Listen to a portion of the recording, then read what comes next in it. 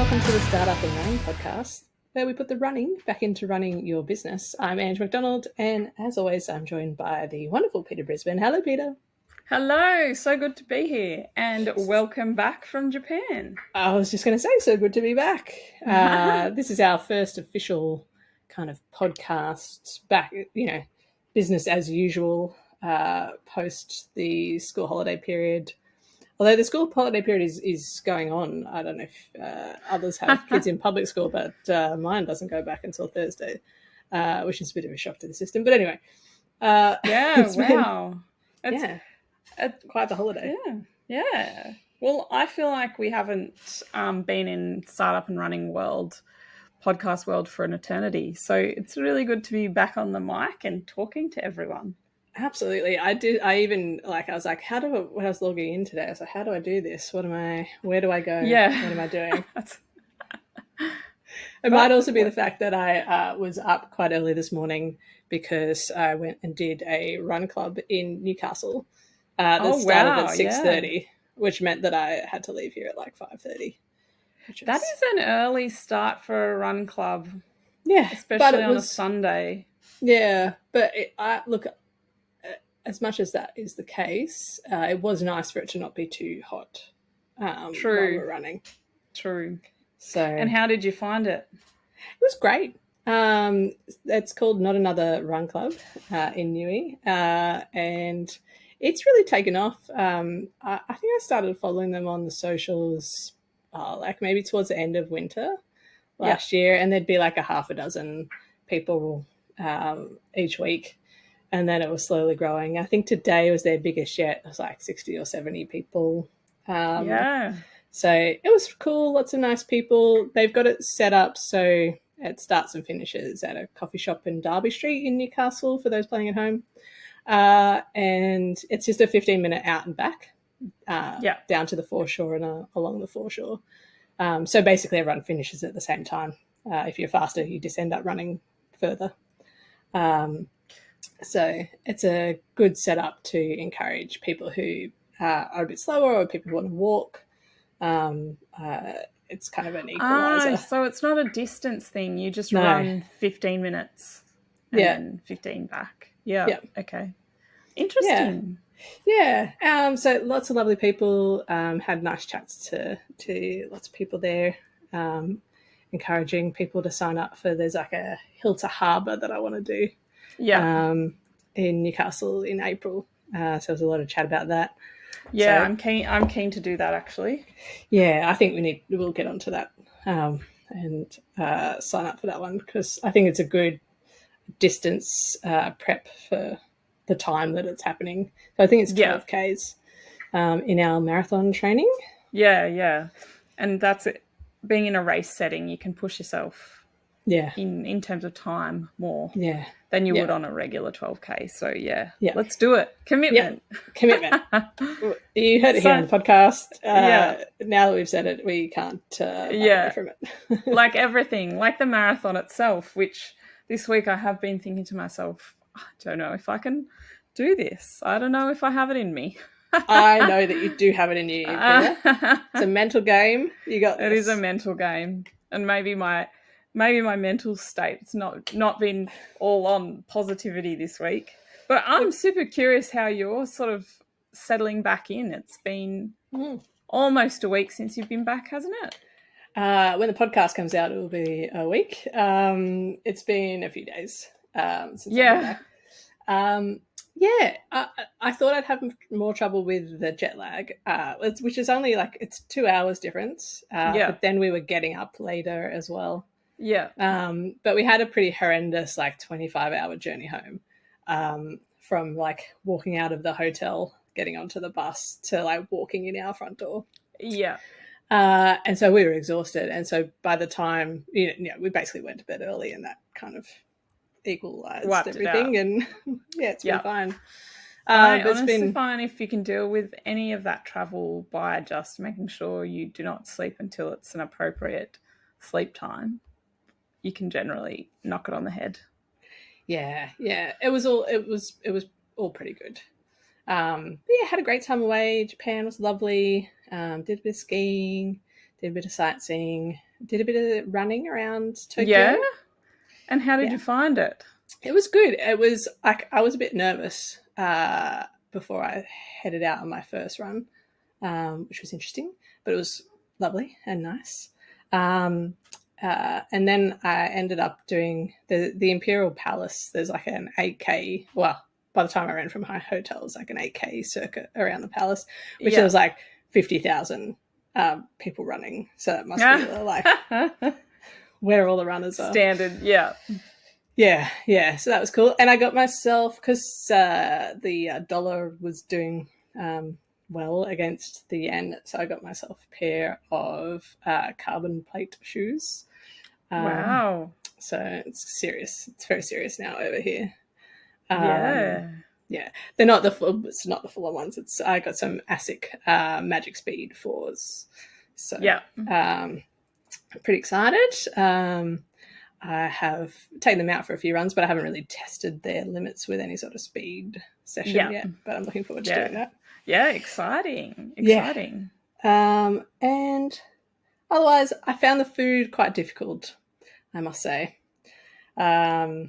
Well, also, I think if I had just been there by myself, or it's like it's just me and Matt went, then it would have been fine because we would have just found the places that we could eat. That had vegan things. Yeah, but to like trying to cater to like a party of 8 with like 3 children and people with different preferences, I was like, I'll just have to eat whatever I can. Rice? No, I just ended up eating like meat and seafood and stuff. I was like, whatever. Yeah. I'll deal with that. So it's been nice to be home and be in control of my meals. Yeah, definitely. But yeah, the one kind of negative thing about the trip was I got quite sick. So it was either the flu or COVID, but we weren't really in a position to find out.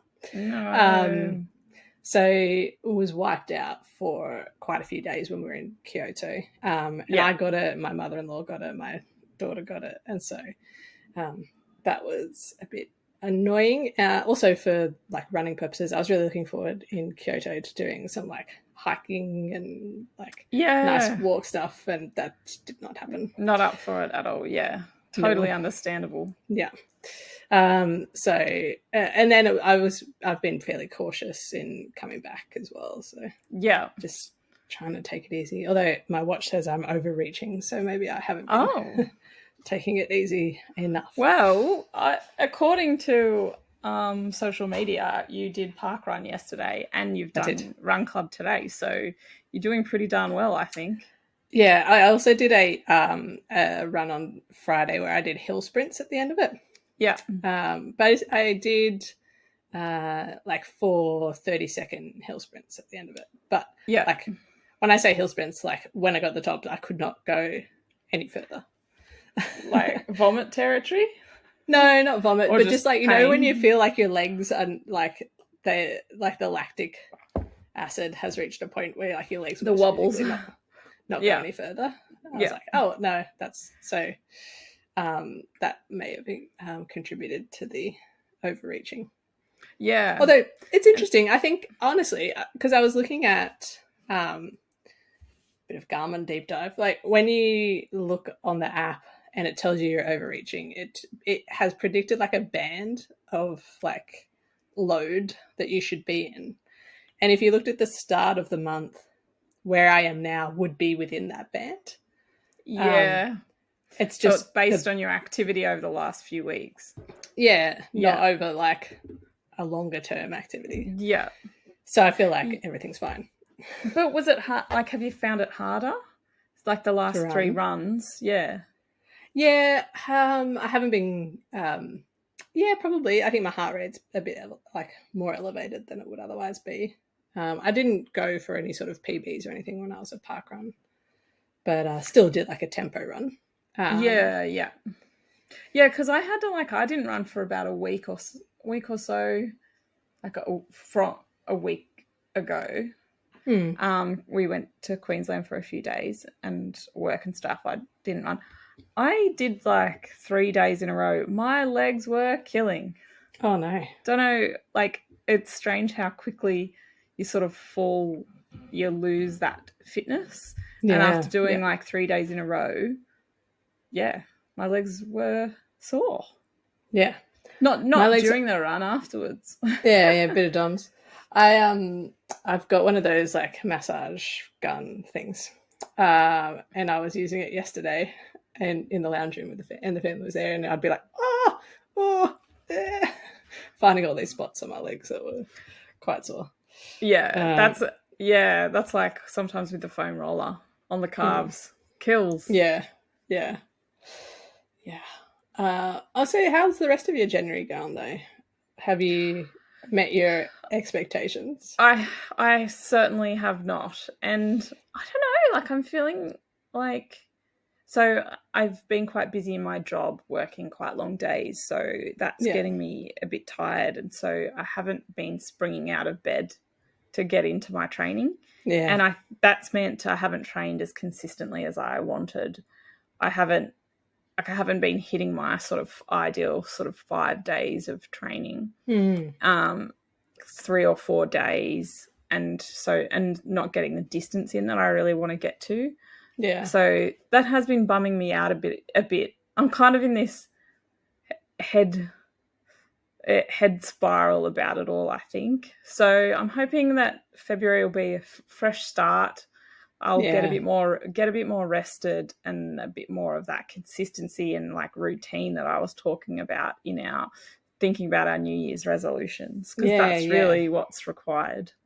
I think that's really common because even though it's the start of the year, particularly for us, when and not that you've got kids, but like school holidays are happening, that means that like even if you're back at work, like the a lot of the people that you work with are in this like weird headspace where Totally. they're trying to work out what to do with their children, and Yeah. um, or people are on holidays, and so you're like taking up the slack of people who are on holidays. And I think once we get back into February, like, and like it's kind of like when the normal The real year year begins. starts. Yeah, Yeah. Yeah. Yeah. Yeah. Yeah. whereas everyone's just been like, you know, and it's so hard to like come to get into a routine at this time of year as well, because like if you're on holidays, it's like, well, I can go for a run whenever I like, so I'll just Yeah. like dilly dally, or I will get up at 5, but then it doesn't matter if I'm like, you know, have a nap in the afternoon because I'm on holidays. Mm. So I think the real like start of the year is this week coming. Yeah. So this is it. This is it. I've got to sort of focus on my routine. I also think I need to stop drinking coffee. I Interesting. have I thought you didn't drink coffee. no. So long term, I have not. I do not. But I've had periods in my life where I dabble and then I get drawn into it. Yeah. And I have been, because I've been tired and not sleeping as well. Yeah. It's like a vicious cycle, because I Yeah. have the coffee because I'm like, oh, I just want a bit of a boost. I have Yeah. the coffee, then I feel jittery, then I don't sleep as well, and Then you need the coffee. and then on goes the cycle. And then by the Yeah. time I'm like, I need to stop this, I think my body physically is like, give me that coffee. Yeah. It's fascinating. Yeah, apparently it's like a gen. It's a you have a gene that determines how you respond to caffeine. Yeah, Um, okay. um, so pretty much, My if at body does any not respond well to it. if at any time I'm like spouting something about a study or some sort of science, please just assume that I'm repeating something I've heard from the Some Work or Play podcast, because that's where I get all of my information from David and Megan Roach, which I think is an incredible source. Anyway, so caffeine is something that a lot of people use, and also while they're running to kind of fuel performance. So like you can get a lot of caffeine gels. Like gels with caffeine in them. Yeah, and I actually saw you did a mix the other day I with did.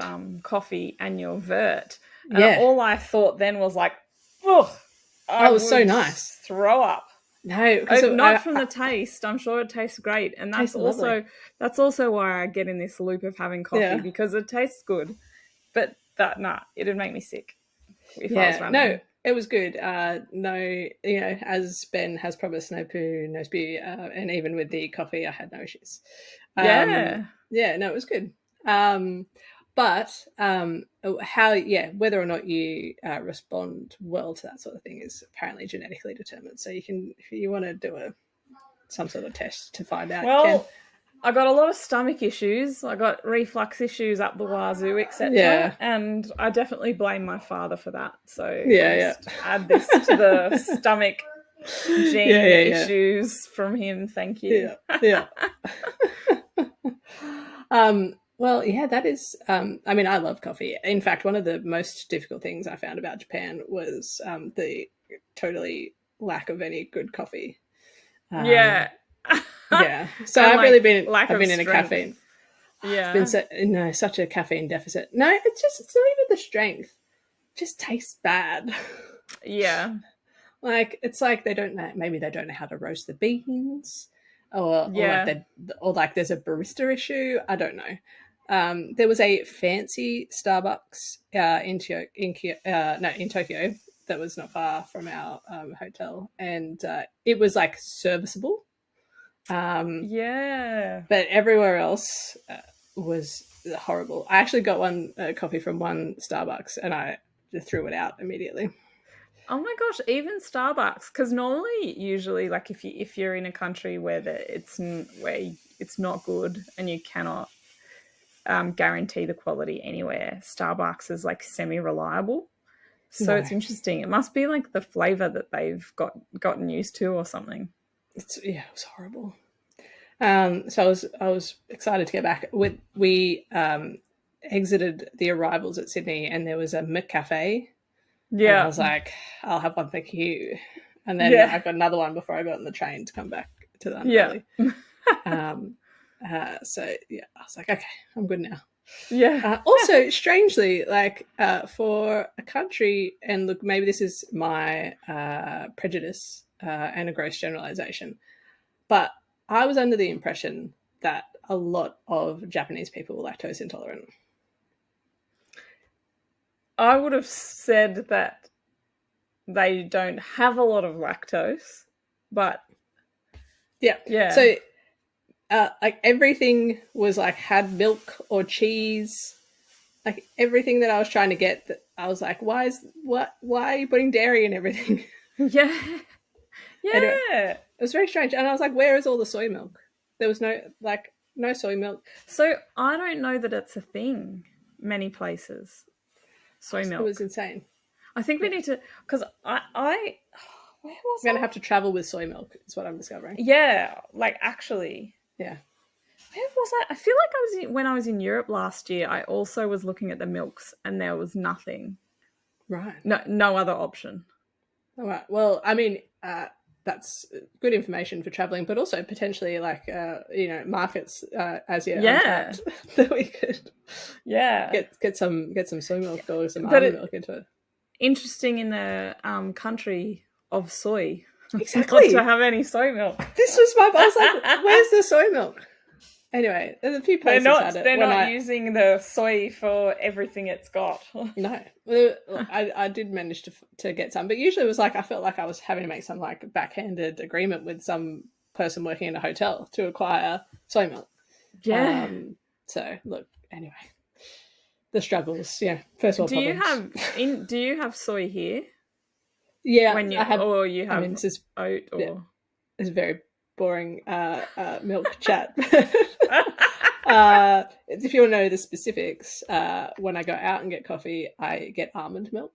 And that is because, on the whole, I think baristas, even a bad barista, is okay with almond milk. And also, like, the supply of almond milk, I think, is largely uniform in its taste, whereas, like, soy milk, I feel like there's a range. yeah. And some baristas aren't particularly good with it, and so you don't know what you're getting if you order soy milk out. But at home, I have soy milk. Love it. Yeah. I mean, I find this interesting. Yeah. Look, write in, listeners. Yeah. About your own 2025 milk alternatives. Yeah. Oh, Lord. So, like, there is one thing that is completely related to running, which has burdened my running the last three days or so, and I literally only just fixed it today. Okay. Oh, no. My watch, my Forerunner, had the blue triangle of death, as Google has told me it's called. I've seen it. Yeah, have you ever experienced it? Not on my own personal device, but I'm on Facebook on the Slow AF Run Club, and sometimes it comes up as an issue that people have. So, from what I've read, I think actually in the last 4 days, there was actually a significant issue with it worldwide. Right. Because I think it happens to people here and there. Yeah. But yeah, Garmin Blue Triangle of Death, I think something like they pushed an update and it's created issues with some people's watches where it's like not moving off the blue triangle. Yeah. And it was like I was going to start a run activity. Oh, no. And the blue triangle came up and I was like, I just looked and it had 30%. What the hell? Like, what's going on? Yeah. And then the blue triangle just stayed there for a day, even when I charged it. And then I was just like, finally, like, is this thing broken? Yeah. And so I Googled it, and there was like a few tips on a few different forums. Nothing worked. So I got frustrated, ignored it. And then like 12 hours later, tried some more things. Still didn't work. Finally today I got it sorted. Like two and a half days later, I just like do a full reset of the phone, basically. I mean, of the watch. Yeah. Oh, God. No. Yep. So like a full reset, like it doesn't have your data anymore? Yeah. Like, for example, you were just talking about VO2. Well, there's no VO2. Yeah. That's devastating. Yep. I'm sorry. And like I guess my sleep data is like in the app. Because I think it'll get saved over to your Apple Health stuff. Yeah. No sleep score. Nothing. So devastating. Garmin, tell us how to fix this without resetting, wiping all your data, doing a factory reset. Yeah. Oh no. Yeah. I feel like you need some form of compensation. I know, and I was also I was going in this loop of trying to sort of reset it up, and it would get stuck on the login page because I didn't want to delete the watch from the app. Anyway, boring story short, I got it sorted, but I was like, I don't know how to get out of this. I need to talk to a human. Yes. And I was just thinking, I'm sure you cannot talk to a human at Garmin. Is that humans at Garmin? Right in. Yeah. I'd love Garmin to give us a full proof, like, this is what you must do if you get the blue triangle of death. Yeah, really. Yeah. I mean, you've got to step up. You can't because actually, people. Like, the instructions that I found weren't on Garmin forums. It was on other running forums. Yeah. It's funny because it's funny you say you've seen it on Facebook groups. Yeah, because. But I Googled and there was definitely a major issue the last 4 days. Yeah, right. It was in the last 4 days that I saw someone posting about it. Yeah, so. Yeah. Because I was thinking, I wonder if Ange has had this issue. And I was like, no, I'm sure she's off messaged recording. Me. Yeah. Recording runs all over the place. And then I saw you did parkrun and had your thing, and I was like, all right, so she's not having the issue. Lucky. You know what? A problem I had at parkrun. I forgot my headphones. Oh, I saw this. Oh, yes, I had to run. Run without them. Which I just got through by just being really encouraging to everyone else. Like, go on, mate. That's a good strategy. I used to have a massive fear of it. I would think, no, I'm not going to be able to run without them. How am I going to sort of focus? Yeah. I'm just going to feel the pain. But I think actually when you just have to do it once because of whatever reason you forgot your headphones or something else, you realise, oh, I can do it because it's not my headphones that are making my body capable. It's my body. Yeah, totally. It was nice, actually. I was chatting to some guys who were like in their pre-season for soccer. Yeah. And one of them was like, oh, yeah, I'm trying to run under 30 the last 2 weeks. But like he didn't have a watch. He was just recording his runs on his phone. And so we got kind of near the end, and I was like, well, you got 2.5 minutes, buddy. He was like, all right. He's like, it's off. And then he was kind of slowly taking away from me, and I'm yelling out, 2 minutes, and 1.5 minutes. And he made it. Lucky there's a hairpin at the end, so I could keep yelling what the time was. Yeah. So that was kind of fun. Oh, good on you. Coach Ange comes out. Yeah, when I've got no a motivator to others when you do not have your own music motivation. Yeah, absolutely. And what other things have I been doing? As I was mentioning, I've been listening to a lot of the Some Local Play podcast. You should check it out.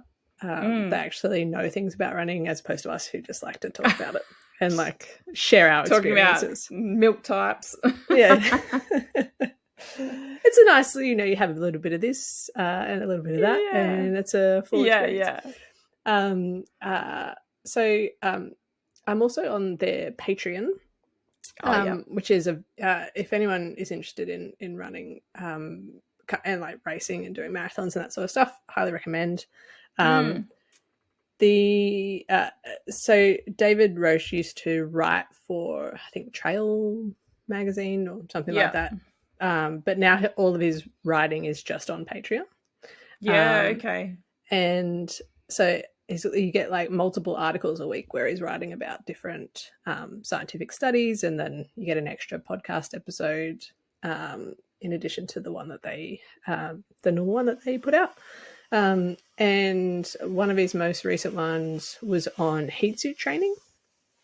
Tell me more. Yeah, and then relatedly, there was another article that he did on passive heat, and so he ran in the Javelina 100, which is a 100-mile race in the desert in Arizona.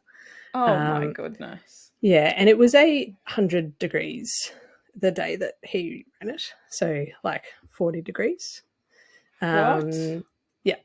And so, yeah, insane. He ran it in like 12 hours something. Sidebar. It was 40 degrees in Sydney the other day. I missed it. And it was like lunchtime. And I don't know, I went to get a coffee, which I should not have been getting at all, especially at 1 p.m. But I saw a guy running, and I almost wanted to say to him, that's insane. Stop doing that. Yeah. Because if you're not trained for it, you should not be running in 40 degrees. You should not be. That's like stupid. It's actually dangerous. Yeah. Like I genuinely was so close to saying to him, stop running. Then I thought, okay, Peter, it looks like it's not. Yeah. Sorry. He's a grown man. No, you're totally right. And actually, everything that I'm about to say should be prefaced by like even just like hot tubs and saunas, and like hot baths are dangerous. People die. So you shouldn't start doing any sort of heat training without consulting a doctor. But yeah, essentially the idea is with both the like active and passive heat training. So in the lead up to Javelina, he did sauna sessions, hot tub sessions. And also he would put on basically like a kid's, because he's small enough to fit into kids' ski gear. Yeah, he's a lithe runner. Ski gear, like puffer jacket, ski pants, and then would do either like uphill treadmill or like do a session on the bike after his run for like 15 minutes. And so it's obviously to get that exposure, but the idea is like it increases your blood volume, and so increases your ability for oxygen to get around your body. So you end up being able to do better at running things, all sorts of endurance things. But I mean, he says you don't have to do too much. And so I've just been having like, I think a couple of days a week, just a hot bath for like 20 minutes, like hot enough that I'm sweating in the bath. So I'm interested in playing around with that and seeing how that goes. Bit of a science experiment. And you'll be able to see, I guess, because we're still sort of in the middle-ish of summer. Yeah. So you'll be able to see with your slightly later runs how you feel. Yeah, absolutely. Yeah. And I mean, I guess it'll be more important as we kind of move into winter, to try to maintain that heat. Because, it'll get cold here while it's still fairly warm on the Gold Coast. On the Gold Coast, yeah. Yeah. And everyone tells me when they, like, by the time you're finishing the marathon on the Gold Coast, it's like 25 degrees, which is hot if you're running a marathon. Yes. Yeah. So that's been something I've been doing. Well, interestingly, I bought my husband a ice bath for his birthday. Oh, yeah. So he loves, so he's the type of person who would sit in the sauna for as long as possible, and I'm like yelling like, please, you might hurt yourself, get out. But he loves also the idea of like ice baths and plunges and stuff like that. Yeah, nice. So I bought him like a pretty basic one just to see if he will use it. Yeah. And so we've given it one go so far, but we haven't sort of got it consistently set up so it's like good to use every day, because you need a lot of ice, it turns out, to keep it even remotely close to cold. So especially at this time of year. So we need to just do a very large purchase of ice and then try and sort of maintain it with gradual adds every day. But I then want to see how that goes, because from what I've read, it's that helps you with the recovery. So I guess the heat helps you with that sort of, it sounds like it's helping you with the being able to handle it, and then the cold is helping your muscles to go into recovery. Yeah. The thing that I've heard from a few people on a few different podcasts, I think Sam may have said this when we were chatting to him as well, Sam from Pop Running, is don't do the bath straight after you do the run. Do it like in the afternoon or like early evening, because as I understand it, what the cold does is it stops the adaptations happening. So the reason your muscles are sore is because they're like growth and repair, right? That's what's happening. When you put ice on it, same as like when you put ice on an injury. It like reduces the inflammation and that kind of stops the growth and repair from happening or slows it down. So you want to like allow that to happen, but then have an ice bath after a few hours so that you get both. Such a good reminder, and I'll have to remember that, because honestly, like my husband really wants it because he just wants to like wake up and go in the ice bath. But you could do that as well. Yeah, get up, jump in the ice bath, and then do your run after. Yeah, but it's not necessary. That's more like the kind of mental and like those sort of benefits. Yeah, that's why he wants it. Yeah, but I can crack into it with an evening attempt maybe. And that way you guys will keep it cool. Yeah, exactly. Yeah, because I've got one. Two people, one after the other. The ice will be gone. Yeah, particularly this time of year. I've got one, which I was into before we had our renovation, and then I had to put it away, and then it's never really been rejuvenated. But I just have like a drawer in our freezer that is like I would constantly be making ice in, so that you're not spending, hundreds of dollars on bagged ice. Yeah, but like there's not a freezer big enough. How big is ice bath? How big is yours? It's like just one of those ones, like a single person one. Yeah, so like one drawer, I don't know, I've got like 3 drawers in my freezer. Oh, like an upside down freezer. Yeah. Okay. Yeah. Okay. So you could do that. Like this came with big blocks and they did nothing. Oh, the big block's horrible. Although, like, I guess that would take longer for them to to melt. Yeah. But I just like Kmart has like big, like, kind of imagine if you're going to have a whiskey with like one. Yeah. It's like I have those exact ones, and I use them for whiskeys and old fashions. Actually. Great. Well, you just need like 10 of those. Yeah. 20 of those. Because like 4 and I think, Yeah. that'll do you. Yeah. Otherwise, So you'd just be constantly at the bottle yeah, getting exactly. bags of They'll be ice. like, what are these people doing? Yeah. Although they'd probably, by this point in the mania about ice baths, they'd be like, I know what they're up to. Yeah. Maybe I should just get an ice maker. Not a bad idea. Yeah, but so one of the things that I really want to focus on in my routine is actually doing strength stuff. Yeah. And that'll be really like the concept of an ice bath would be helpful for that as well, because Totally. that's that'll create more of this sort of tearing and repairing type stuff. So Yeah. it'd be good to then sort of recover more quickly from that, and then be able to get into the runs. Yeah. That's also on my list, but it's also something I've not been doing in January. So yeah, like look at us, all the things we said we'd do when we were talking about our resolutions and like talking about your travel and everything. And January, just like maybe we should just have said, oh, we'll come back to our goals in February. Look, you just got to roll with it. I think it's good to like have an idea and think about these things that you want to do. But as much as it's like your plan, I think you just got to roll with it when life happens and not be too hard on yourself. And, you know, don't let having a bad January write off your whole year. Yeah, you know? And like it's funny because my headspace this week has been the exact headspace that I think we sort of preach against, which is like, it's over. I can't do this marathon. I can't do it. Yes, you can. You can. I've missed a few runs. It's over. It's over. No, you'll be fine. You'll be fine. I'm still gung ho about trying to do it in a Boston qualifying time. Yeah, I love it.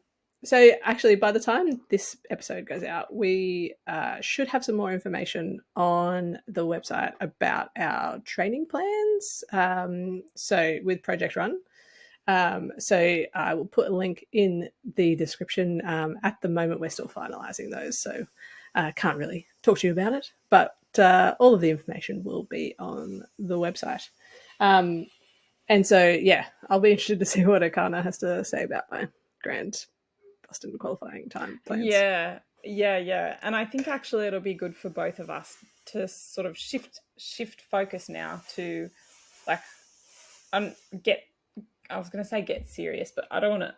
It's not getting serious, but maybe focused on stepping out where we need to get to, because I think that might make it easier for me to stay committed when I have clear sort of guardrails and like what runs I need to do when. Yeah. And I think that maybe I'm more accountable than I am right now. Do you know what? I think part of the difficulty of January is that we weren't recording the podcast. Do you know what? It is so true. And like, so there's like this external guilt that comes from having to report every week about my running. And I'm like, oh, I could just do 2Ks because I don't have to tell anyone. And I still haven't signed up for Strava because I don't need anyone to see my running. You can just put it all on private. You don't have to. Yeah, but then what's the point? You've got your Garmin. You see what everyone else is doing. Yeah. It's a social media platform. Like this is a fear I'll overcome this year. Yeah. We will get Peter to sign up to Strava. Yeah. Last year you got me to parkrun. This year you'll get me to sign up to Strava. I got goals. Well, I mean, I feel like in the last year you have absolutely like torn past me in terms of like running knowledge, interest, and like engagement. I feel like you're very knowledgeable now, and I'm still like, what? No, I think I'm in that phase, which you've known me long enough, that I'm like in my like obsessive phase. So I'm sure it'll calm down at some point. Yeah. But I mean, I do feel like I was reflecting on this while we were away. Like I do feel like I've kind of found my thing. Yeah. That's like going to be more. And I probably had a similar feeling when I was doing martial arts, but Yeah. With martial arts, I feel like there was a ceiling, like the talent ceiling was lower. Yeah. Uh, by which I mean, like, look, I think it's very unlikely that I was ever going to be able to do like a full split, and like very unlikely that like I just there was like the things that I wanted to be able to achieve in terms of like, you know, there were some people that were very flexible or some people that, you know, could jump up and spin around and do all these Yeah. sorts of acrobatic things. I feel like it would have been a lot of work for me to kind of get there. And I don't think, even with that amount of work, I think there was a ceiling I would have hit eventually. Yeah. That just the concept of that was like demotivating. Yeah. I think with running that there's obviously a ceiling, but I think it's probably a lot higher. Oh yeah, And yeah. yeah, I think there's, you know, the capacity to run longer or run faster for like quite a number of years. And then I love the idea that like as you get older, the like barriers to entry to different things get lower. So like the Boston Yeah. Marathon, for example. Yeah. And also I feel like we're both focused on running in a sustainable way. Like I Yeah, remember when I first started running, and I think I've talked about it on here a few times. People would like say to me, "Oh, your knees are going to be messed up by the time you're older." Blah yeah, blah blah. And well, they don't have to be. no, They'll probably be more under pressure than someone who didn't run. But then someone who didn't even run that. may have done something else to put Yeah, their knees in a bad position. So I even really I think just this don't is believe that as well. yeah. I really think that running in a sustainable way, like that's I think what we're both focused on, it can be something that you can do forever because Yeah. you might have lulls where you don't run as much or you're not Mm. training for something, but it's always something you're going to be able to do just because of the fact that you can just go and run. Yeah, the barrier to like me and going for a run is like pretty much I just got to put my shoes on. Yeah. Yeah. Choose which shoes I'm going to wear now, and Yeah. then put them on. Yeah. Yeah, it is. Yeah, I'm really enjoying it, and it'll be really interesting. Yeah, I feel like it's a big year, and not only am I running the Gold Coast Marathon, but I have also got a charity spot to run in the Sydney Marathon. So exciting. Yeah, So exciting. Can I say, so we both missed out on the ballot, yeah, Sydney ballot, which we were both sad about. I'm super happy that Ange has a charity spot now. But actually, within like the week of the announcement, two people said to me, "So, like, did you get a spot?" Or they said, "I got a spot," and I was like, "Ugh." It's yeah. hard not to be like, I'll look. Fingers crossed. I think there's a charity spot available to you if you're a patient. hopefully, So hopefully, because yeah, I'm super like pumped at the idea of doing it now. yeah, it is going to be interesting. The like turnaround from Gold Coast to Sydney, which is only like 8 weeks later. Um, Yeah, yeah, I'm quite I'm quite interested to see how I go with that. But I feel like I've learned a lot about recovery that I didn't know when I did the half marathon. yeah. So I actually think you'd do, of course you've got to see what it's like at the time, but you probably just need to not be pushing yourself as hard in the Sydney one. No, as I have said, I feel like Sydney is just a celebration. Yeah, Gold Coast is like the goal, yeah, and then Sydney is the celebration. yeah, yeah. Oh my gosh, what an exciting year ahead. I know. Do you know what I've been thinking, like mentally, when I'm having my dark thoughts about not being able to run it? I'm Yes. like, Thank God I'm back, Peter. no, I've been falling apart here. Like, no, I'll be able to run it. I will. It just might be slow. That's fine. Might be slow. There's whatever. There's no. I mean, I was going to say there's no time limit, but there is. But like, There is, but it can be slow. yeah. I walked 34 k's in whatever hours. I can do this. Yeah, totally. No, it's going to be really cool. I should mention that I'm the charity that I'm raising money for is called Beta. I'm not sure if I'm saying that correctly, and I will find out and I will report back. They're a youth mental health charity. They do a lot of work in schools, programs in schools to help with stigma around mental health and getting support when you need it. And something I'm really passionate about. So I'm excited to be able to be raising money for them. So I'll put my link in the bio if anyone is interested in supporting that charity, and you have the means to do so. Then I encourage you to do that. But yeah, it's a really cool charity, and really good charity. That's exciting. I'm glad that you have got a place with them. Yeah, me too. I think it'll be really fun. I'm looking forward to raising money for them. I think I'm getting there, about $500 into my fundraising goals. So, woohoo! Yeah, off the start gate fast. I don't know. Yeah, there was a metaphor there. I was going for quick off the blocks. So I think that's what I was going for. Quick off the starting gate. Yeah.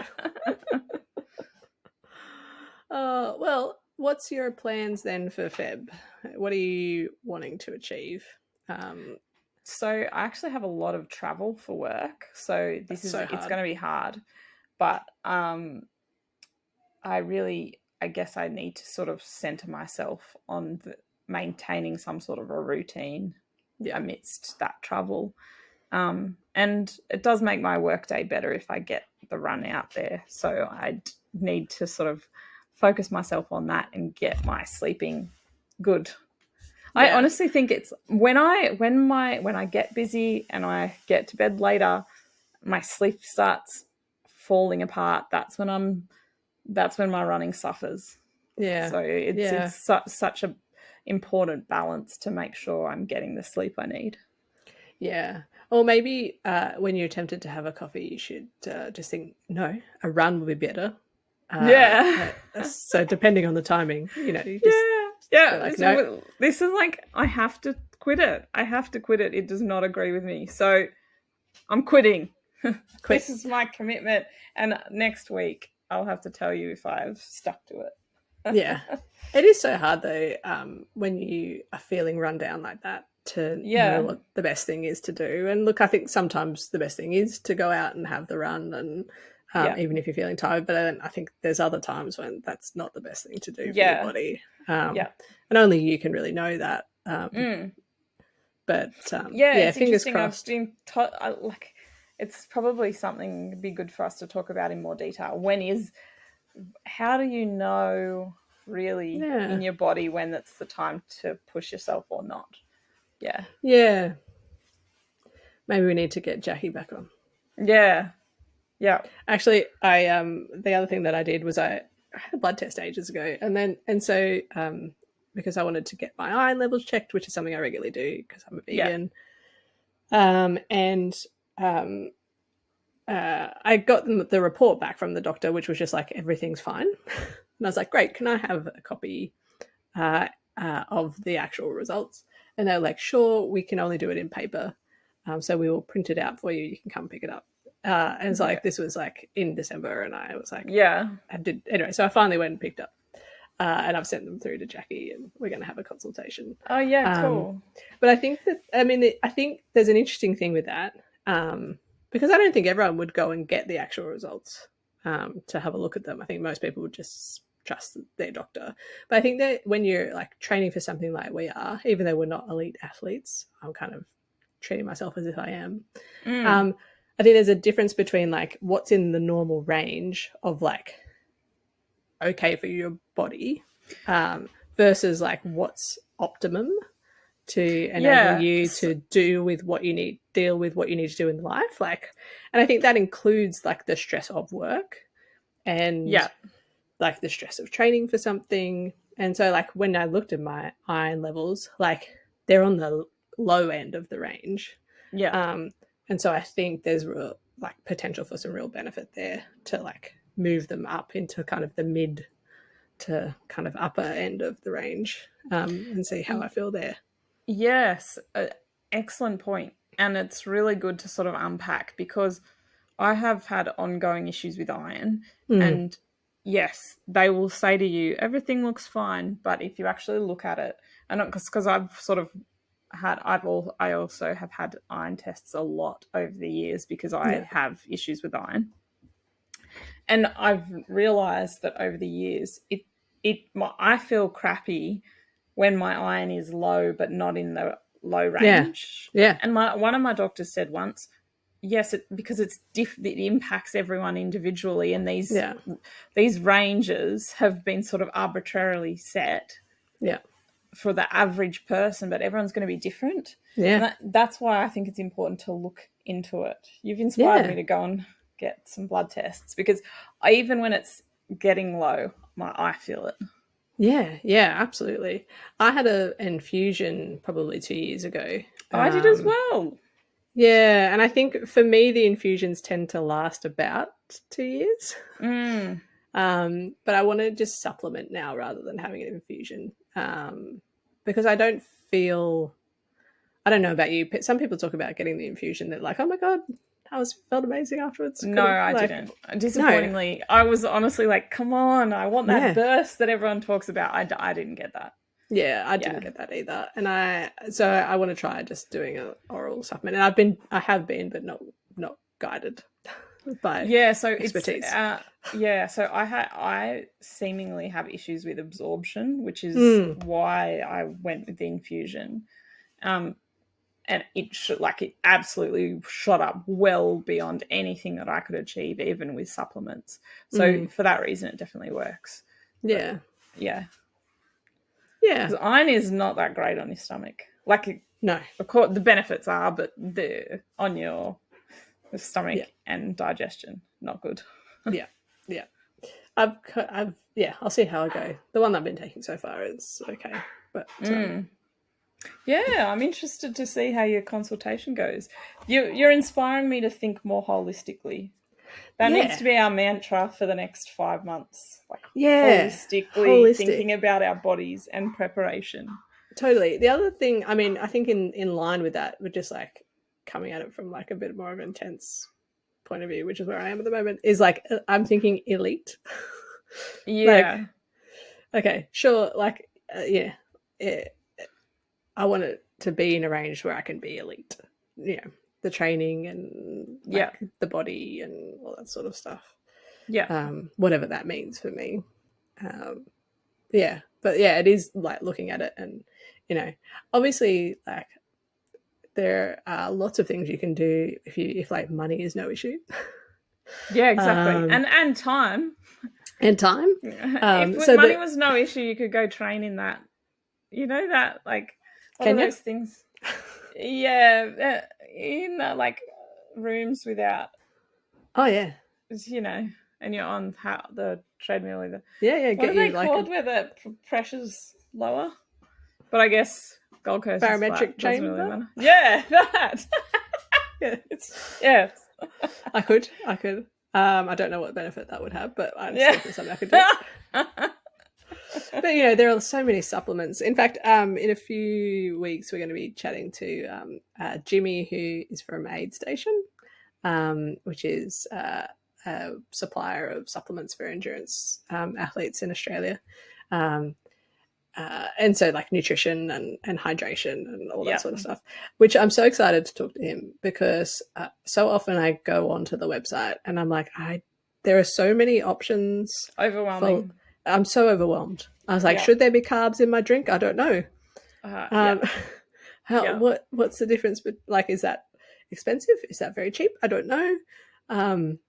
Like, do I need that? How often should I be taking that? And then there's like things like bicarb, right? Have you heard about this like bicarb situation? Okay, so apparently it's very good for endurance performance. Like you take it before you run, and then because it counteracts the lactic acid.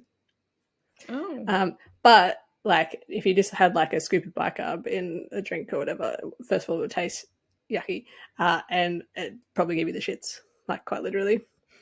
And so what is a very like cheap thing you can get like very expensive supplements where it's like in a like carb mix, so you know it doesn't affect your GI system.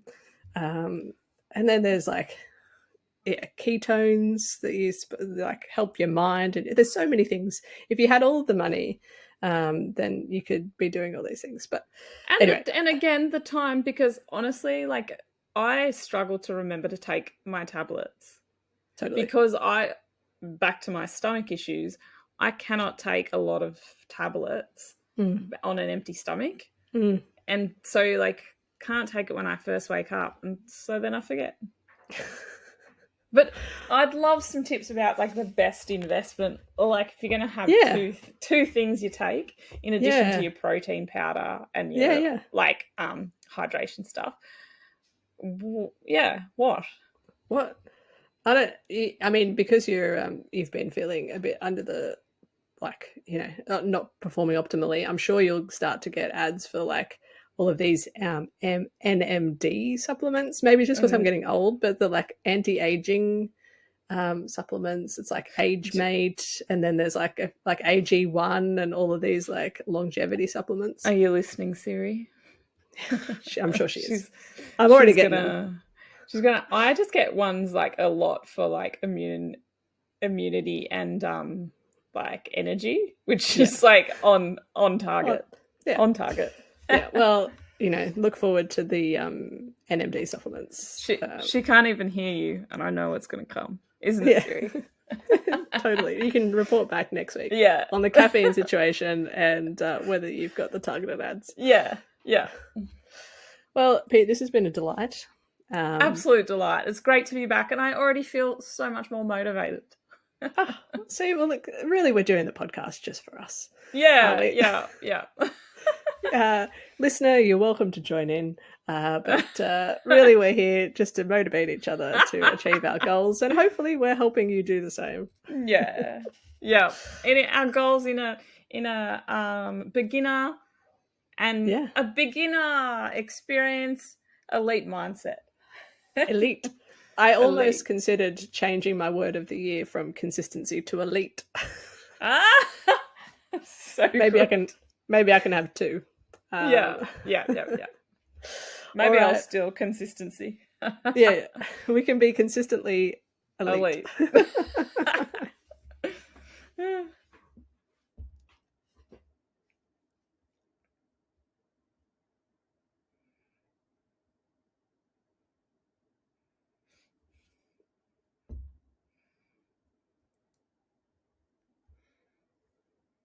Bye.